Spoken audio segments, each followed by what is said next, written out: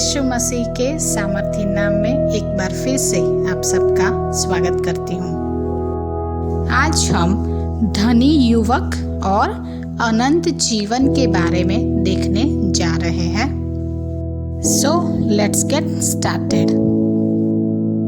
एक मनुष्य यीशु के पास आया और उससे कहा, हे गुरु, मैं कौन सा भला काम करूं कि अनंत जीवन पाऊं? यीशु ने उससे कहा, तू मुझसे भलाई के विषय में क्यों पूछता है? भला तो एक ही है, पर यदि तू जीवन में प्रवेश करना चाहता है तो आज्ञाओं को माना कर। उसने यीशु से कहा, कौन सी आज्ञाएं? यीशु ने कहा, ये कि हत्या न करना, व्यभिचार न करना, चोरी न करना, झूठी गवाही न देना, अपने पिता और अपनी माता का आदर करना और अपने पड़ोसी से अपने समान प्रेम रखना। उस जवान ने यीशु से कहा, इन सब को तो मैंने माना है, अब मुझ में किस बात की घटी है? यीशु ने जवान से कहा, यदि तू सिद्ध होना चाहता है तो जा, अपना माल बेचकर कंगालों को दे और तुझे स्वर्ग में धन मिलेगा, और आकर मेरे पीछे हो ले।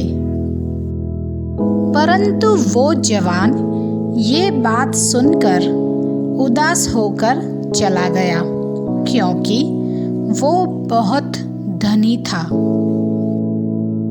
तब यीशु ने अपने चेलों से कहा, मैं तुमसे सच कहता हूँ कि धनवान का स्वर्ग के राज्य में प्रवेश करना कठिन है। तुमसे फिर कहता हूँ कि परमेश्वर के राज्य में धनवान के प्रवेश करने से ऊंट का सुई के नाके में से निकल जाना सहज है। ये सुनकर चेलों ने बहुत चकित होकर कहा, फिर किसका उद्धार हो सकता है?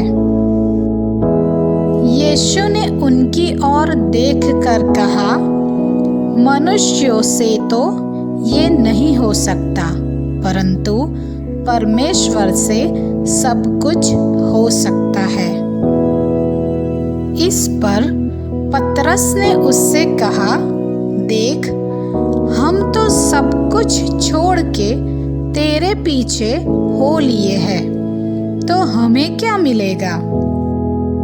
यीशु ने उनसे कहा, मैं तुमसे सच कहता हूँ कि नई सृष्टि में जब मनुष्य का पुत्र अपनी महिमा के सिंहासन पर बैठेगा, तो तुम भी जो मेरे पीछे हो लिए हो 12 सिंहासनों पर बैठकर इस्राएल के 12 गोत्रों का न्याय करोगे।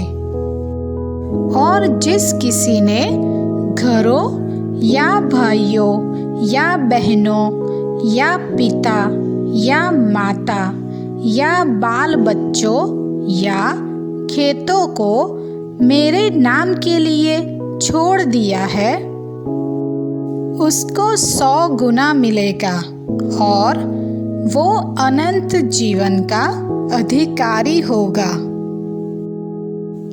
परंतु बहुत से जो पहले हैं पिछले होंगे, और जो पिछले हैं पहले होंगे। आज का मेरा प्रश्न है, जैसा यीशु चाहते हैं कि आप पूरे समर्पण के साथ यीशु के पीछे चले, इससे आपको कौन सी बात वंचित कर रही है? क्या वो धन है या कोई संबंध है, एक नौकरी, कोई प्रश्न या फिर कोई पुरानी गलती